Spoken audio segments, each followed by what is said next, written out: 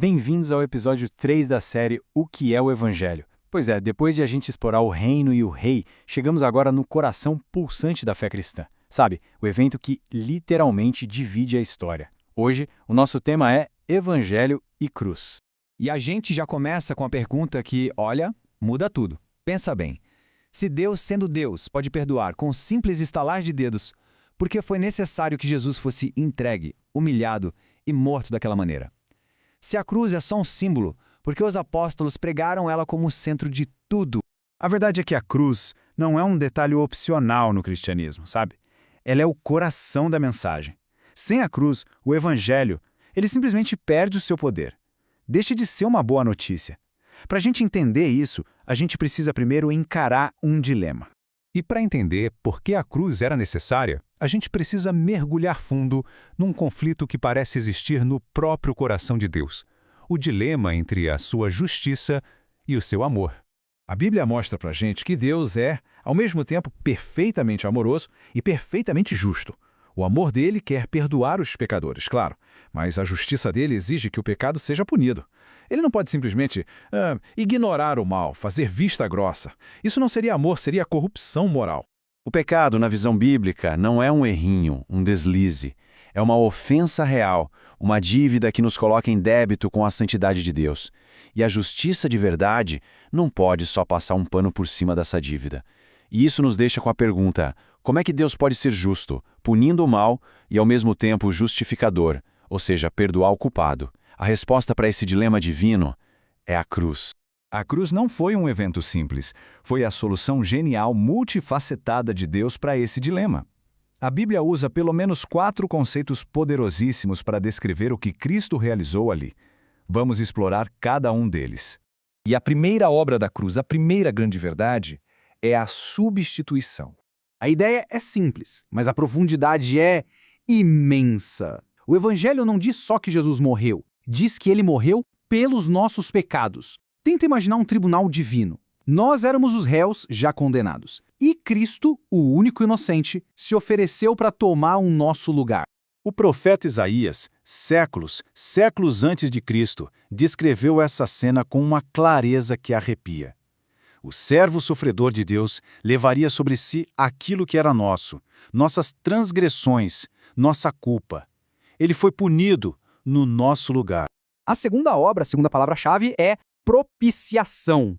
Eu sei, essa palavra sua complexa, né? Mas o significado dela é absolutamente crucial. A ira de Deus na Bíblia não é um ataque de raiva, não é um Deus descontrolado. Não, é a sua oposição santa, firme, constante a tudo que destrói e corrompe. É a reação justa de um Deus bom contra o mal. Na cruz, essa justiça foi totalmente satisfeita no sacrifício de Cristo. E isso a desviou de todos que confiam nele. Esse versículo, nossa, ele é simplesmente extraordinário. Ele nos mostra como Deus resolveu o dilema. Ao punir o pecado em Cristo, Deus se manteve perfeitamente justo. E, ao mesmo tempo, ele abriu o caminho para declarar justos aqueles que confiam em Jesus. Amor e justiça se encontram perfeitamente na cruz. A terceira obra da cruz nos leva do tribunal para a família, a reconciliação. O pecado não cria só um problema legal. Ele cria uma barreira, uma inimizade entre a gente e o nosso Criador. A cruz derrubou esse muro de hostilidade. Por meio do sacrifício de Cristo, a paz foi feita. E agora a gente pode se aproximar de Deus não mais como inimigos, mas como filhos. E, finalmente, a quarta grande obra, a redenção. Redenção é a linguagem do mercado, sabe? É a linguagem de resgate. Imagina alguém preso, vendido como escravo. Redenção é o ato de pagar o preço necessário para comprar a liberdade dessa pessoa. O próprio Jesus disse que a vida dele foi dada como resgate por muitos. Na cruz, ele pagou o preço para nos libertar da escravidão ao pecado e do medo da morte. Agora, é muito importante a gente corrigir uma distorção moderna, muito séria, sobre a natureza desse sacrifício. Algumas pessoas criticam a cruz. Chegam a dizer que foi um ato de um pai cruel punindo um filho inocente. Mas isso é um erro profundo sobre quem Deus é. A cruz foi uma obra da Trindade em perfeita unidade. O Pai enviou o Filho por amor, e o Filho se entregou voluntariamente por amor. O próprio Jesus disse: "Ninguém tira minha vida de mim, eu a dou por minha espontânea vontade." Mas olha, entender essas verdades não é só um exercício de teologia. A mensagem da cruz não foi feita para ficar só na mente. Ela foi feita para transformar radicalmente o coração e o jeito como a gente vive. A cruz gera uma segurança profunda, porque a salvação já não depende do nosso desempenho, mas da obra que Cristo finalizou.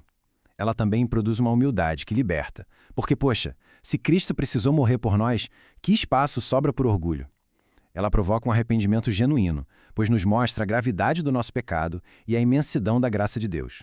E, por fim, ela nos inspira a uma vida de serviço, porque quem foi perdoado de uma dívida tão grande é compelido a perdoar e a servir. Esse versículo resume a grande troca do Evangelho. É isso. Na cruz, Cristo tomou sobre si o nosso pecado, para que nós pudéssemos receber a justiça dele. Essa é a notícia mais extraordinária, mais transformadora de toda a história.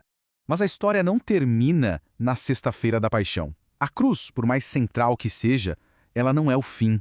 Pensa bem, se Cristo morreu pelos nossos pecados e ficou no túmulo, a história seria uma tragédia, não uma boa notícia. Então, o que aconteceu depois? No próximo episódio, a gente vai ver que a cruz foi o lugar da batalha, mas a ressurreição? A ressurreição foi a declaração da vitória. Nosso tema será Evangelho e Ressurreição, o evento que valida tudo o que a gente viu hoje e que garante toda a nossa esperança. Espero vocês lá.